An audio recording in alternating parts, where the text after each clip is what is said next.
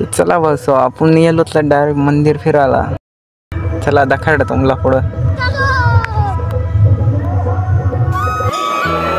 तर पब्लिक तर दाखवू शकता किती साठी असं होम थिएटर त्यामुळे पब्लिक बेकार सब मंदिर में दाखवत तुम्हाला पुढं. अठे आम्ही दोन्ही लय दिवस भेटले होते. पुरा खतरनाक ब्लॉग बनाय ठरवलं हा दखा मग अटे याला भेटायला हो ना आम्ही.